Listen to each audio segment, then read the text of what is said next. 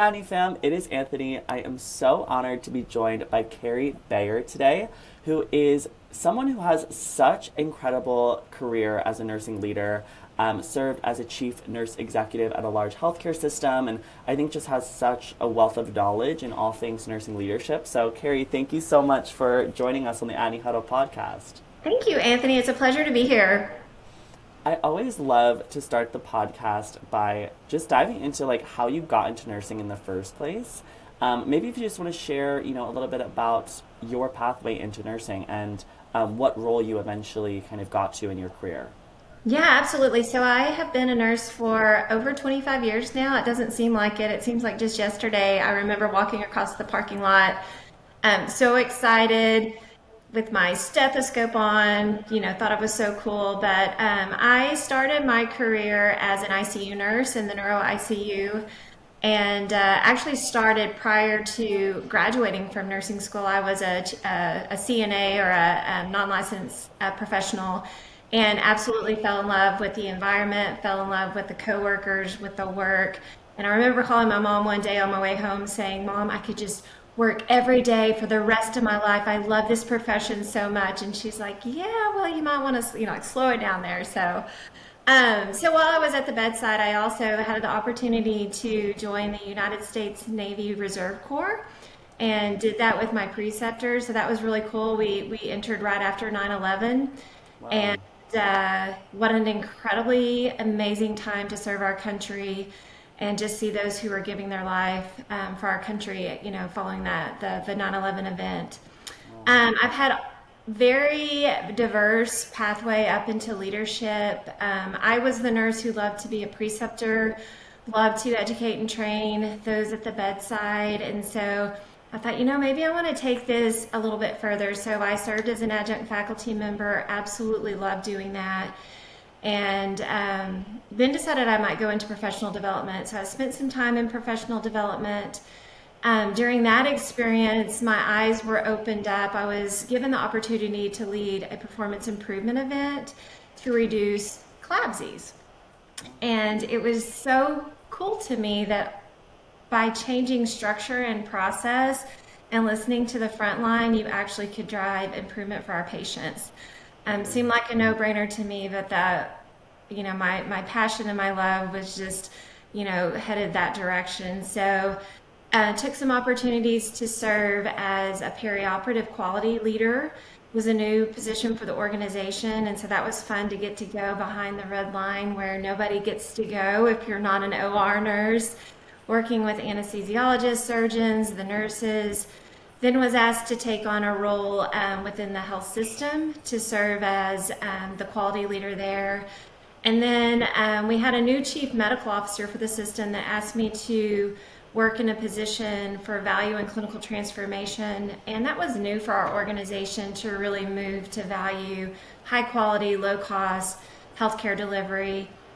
Worked in that position for a while, and then we had a new CEO who asked if I would serve as our chief nurse executive. So I'm kind of the unicorn, the path I took to nurse executive leadership. I didn't take the traditional, nurse manager, bedside type role, but I think, when doors opened, I just took that courage to walk through them, and very grateful for the career that I've had thus far. Wow. Congratulations on the career you've had thus far. I mean, it's so amazing that you got to serve as a nursing leader in so many different areas of the organization. And I feel like I'm sure that just made you such a well rounded chief nurse executive, kind of having seen all of those different projects and having that experience of, talking to the front line and being able to implement changes to actually drive better patient care. I'm curious, if you have any advice for any nurses or nursing leaders listening that, maybe they also want to make a change at their organization. They see a challenge, they see a problem. I think nurses are so innovative and such incredible problem solvers. Like, we constantly are solving problems and don't even realize it. So I'm curious, kind of in your roles as, doing so many different leadership positions where you were kind of solving different challenges. Yeah, what would your advice be to any nurses or nursing leaders out there that, maybe see a problem or challenge that they feel could be solved at their organization? I would say don't assume someone else is going to solve that problem for you. And so it's very easy to kind of sit back and say, well, the organization's going to come up with a change or the organization's going to take this on. If there's a problem in your work environment, we as nurses need to take ownership and drive improvements. Your chief nurse executive may not even know that problem exists. And so have the courage, partner with your coworkers or your nurse manager, and share the concern and come up with those solutions and make the improvements for yourself.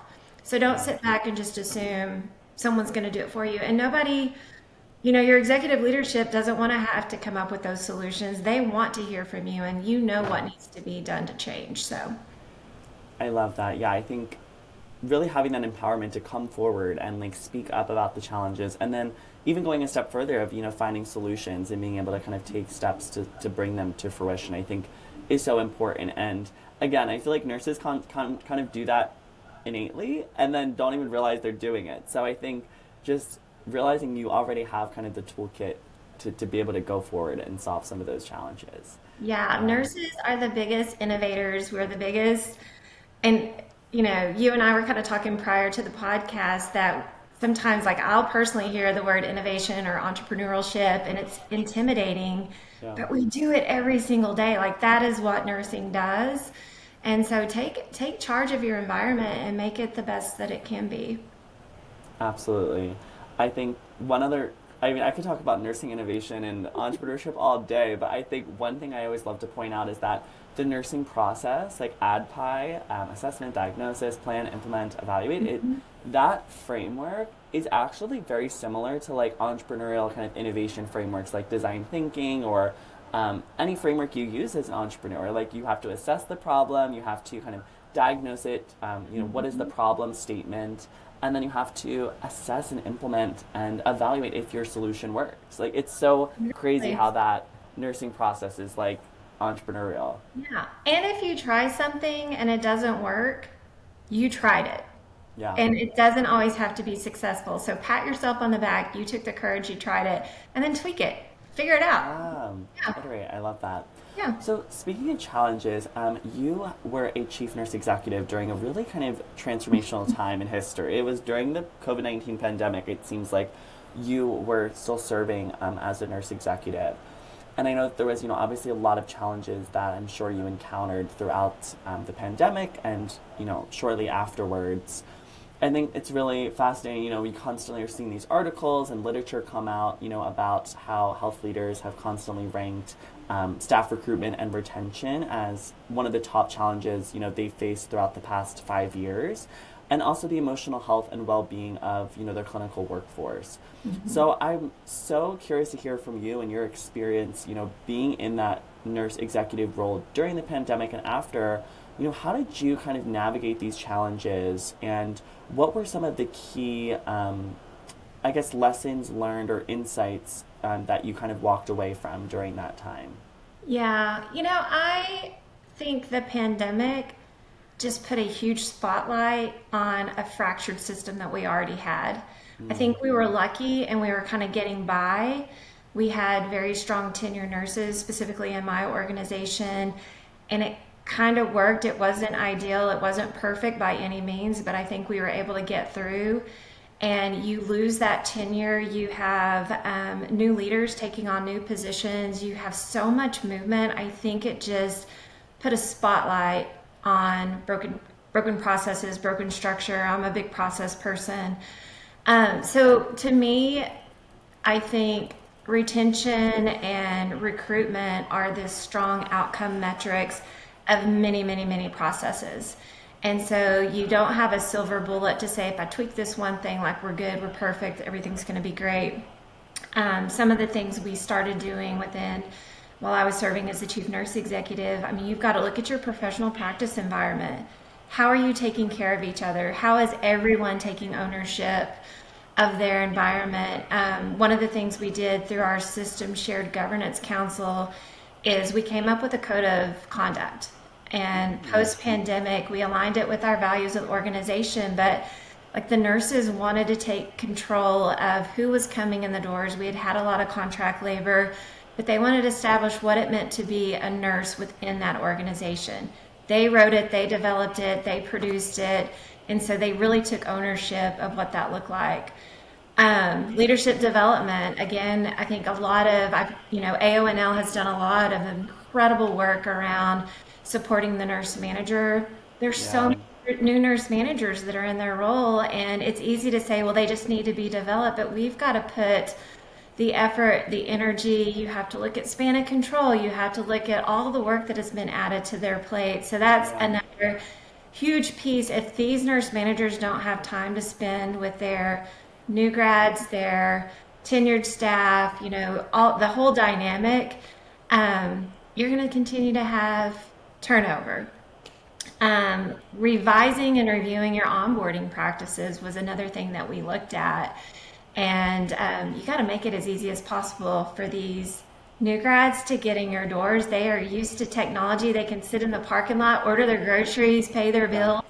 And when you walk in the hospital, sometimes it's like you're logging through, like, what do you mean the EHR is not working? Or I have to do 20 clicks. So you really Yeah. looking at how you onboard them, and then again, how the work environment that they have.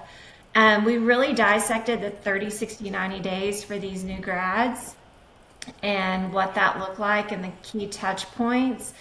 But then you also have to assess, you can't just focus on your new grads, you have to focus on your tenured staff. And there's just that whole span of generations that all have different needs. Yeah. Again, it's the balance of that. Looking at your pipelines, looking at your academic partnerships, serving on boards. And so, again, I feel like recruitment and retention are like the epitome of the outcome metrics for many, many, many cogs in the wheel. That is really the work of the chief nurse executive every day and nurse managers, all nurse leaders. There's so much to unpack there. I think that was such an amazing answer. And I want to start by something that stood out to me in your response, which is how you really spent the time to kind of reevaluate that code of conduct and those values that your organization has. And I think that is so important for aligning all stakeholders, all team members around these shared values, and then just building that organizational culture. I think that the culture of nursing has been a little bit of rocky. I think there's been a lot, even on social media. I think, for example, when I, was a new grad nurse, sometimes it's a little scary, all these things you see on social media, because it's just a lot of negativity sometimes, and it's, often justified. I think there's a real kind of need to bring some of those challenges to, the table and speak up about them. But I'm curious kind of the impact you saw from aligning values, creating that code of conduct, and like the impact that you felt it could and did have on your organizational culture. Yeah, the first and foremost, it meant so much to me that our frontline clinicians wanted to take ownership of their environment and of the culture. Culture is significant, and I had the privilege, the ICU I grew up in, like I felt like that's the way it was everywhere. The retention was amazing. My best friends work there. Like we still to this day are great friends. And then when I kind of moved out of that space, I realized, wow, like that's not how it is everywhere within the organization or within healthcare. So Yeah.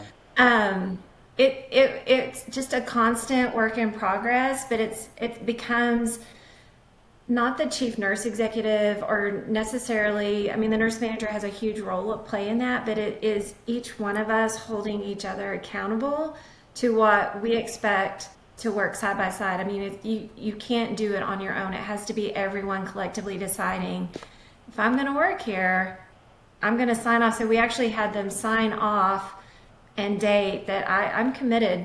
Oh, cool. This is the type of nurse I'm going to be within this organization. And every year during their annual evaluation, they would, re-sign that commitment. Wow, I absolutely love that. Yeah, it's important to align everyone, and then as you said, like keeping ourselves accountable with our team members, and it's not just like the CNE's job to do that. I think it's really a part of our team and the team on the front line to really keep each other accountable and really agree to those values. So I love that, and I think it's a great lesson that other organizations can take as part of how they're thinking about engaging and retaining their staff. Another thing that stood out to me in your response was about your nurse managers and how um, it's just so interesting how I think sometimes we forget about the nurse manager a bit when we're talking about engagement and retention. I think it's often focused on that that frontline worker, but I believe it was AONL that released a study recently that showcased 23% of nurse leaders considering leaving the role that they're in the next 6 months. I think that was a study released a bit earlier this year. And that really startled me because I think it kind of was an insight that, we really need to support the nurse manager as well and ensure that they have the tools for, advancement, education, support, just as much as, that frontline nurse. So I'm curious kind of if you could expand a little bit more on what that statistic means to you and how you think about kind of supporting this next generation of nurse managers and what, we could kind of do better there. Yeah, we took a handful of our nurse managers and we participated in a HMA group and they were actually contributors to that AONL Oh, wow. um, uh, paper, which was again amazing, that compendium. Yeah. And again, I'm a huge believer that I can assume something is the issue or the source or the cause or the root cause. But when you get the key stakeholders and the frontline, users of a process, they know what they need to be successful. And so this group brought together the nurse managers with the goal of like, how can we make this role long-term successful for you? And there were things around like compensation, with the direction that the nursing workforce went during the pandemic. Hourly rates were just high, skyrocketing, and that compression between the frontline nurse and the nurse manager. And many nurse managers saying, it's from a financial standpoint, I might as well just go back to the bedside. I can clock in, I can clock out. I'm not Yeah. 24/7. Um, but really understanding from them, some of it was just the schedule. Can we look at, having co-units? So I'm going to share my department with another nurse manager, and when I'm off, and they can kind of back up. So they kind of backed each other up. So we trialed some things like that very successfully.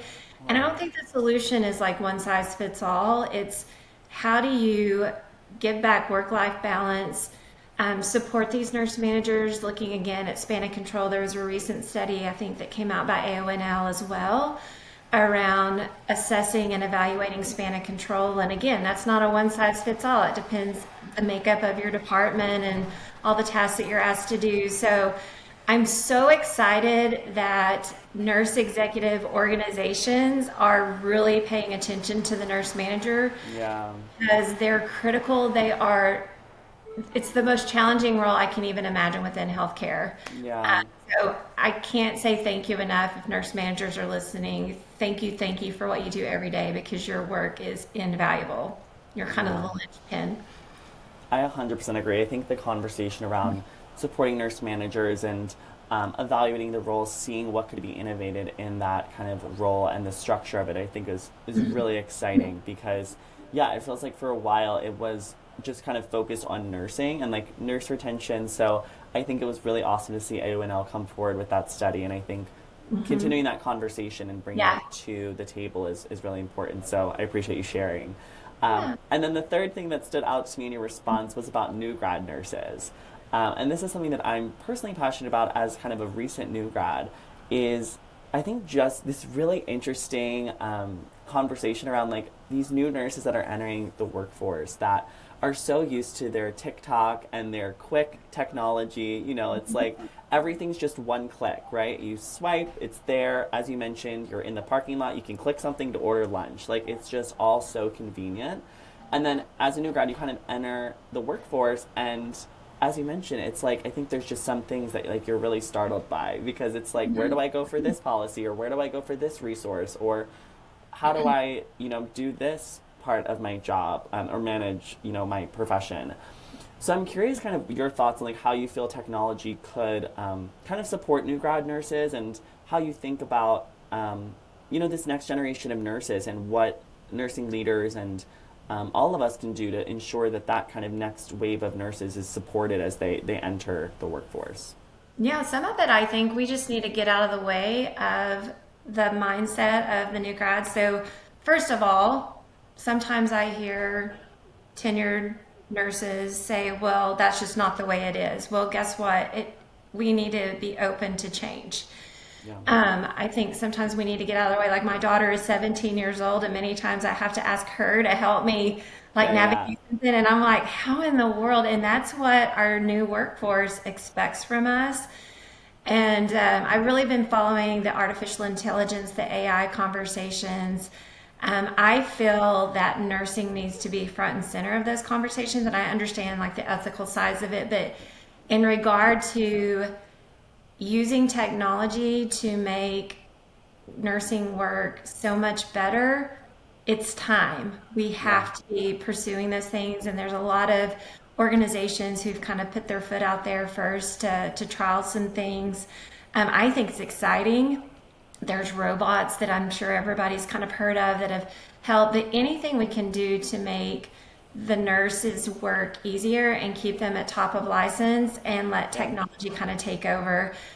We were actually going to start a beta pilot with an organization right before the pandemic. So, another Ah, frustrated with COVID, but it was that technology where you basically just speak into a microphone and articulate your assessment, and then the EHR would auto populate.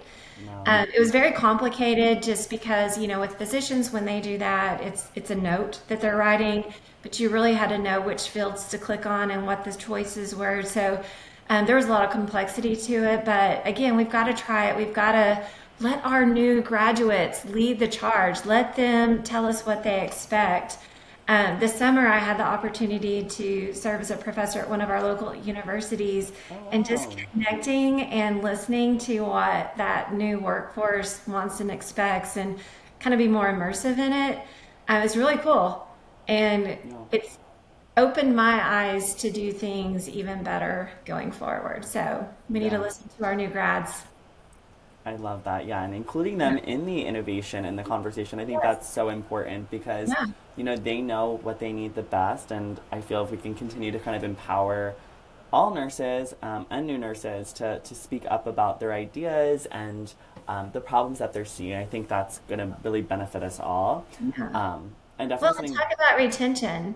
yeah, I was a new grad, and came to an organization, and I was a key contributor to changing a really broken process. Like to me, yeah. that would be so inspiring. Like they cared about me, they listened to me. I'm in it, so Yeah, I don't no, know. 100%. I completely agree with that. And that can be for all nurses, just including Yeah. nurses in that conversation. And I think that going back to kind of the start of the conversation, sometimes as a nurse, you might, or just as anyone, I mean, not even nursing, just anyone in the world, it's sometimes scary to kind of step forward with your idea or your voice. But I think really just reminding everyone that, you as a nurse have the best perspective of anyone for what the problems are. And you Mhm. also have the best kind of tools to create the best solutions. And I Yeah. think it goes back to kind of your first point of not waiting for someone else to do it, but really just taking that initiative. And what's So, the worst thing that happens? yeah, Nothing. exactly. There's nothing horrible that's going to happen by trying something and to improve your work environment. Yeah, no, 100%.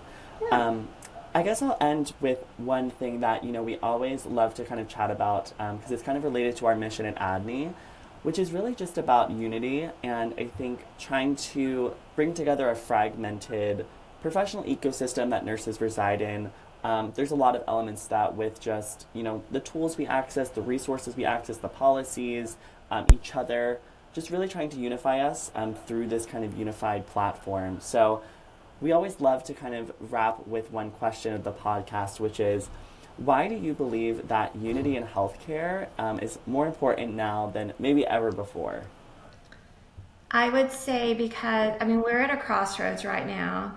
Our profession has the opportunity to continue to be very fragmented or to grow and thrive. And we are the background and the backbone of healthcare. Without nursing, we have no healthcare. And so we, as a nursing profession, have the opportunity to wrap our arms around one another, support one another in a way that we've never done before, and continue to be the most trusted profession.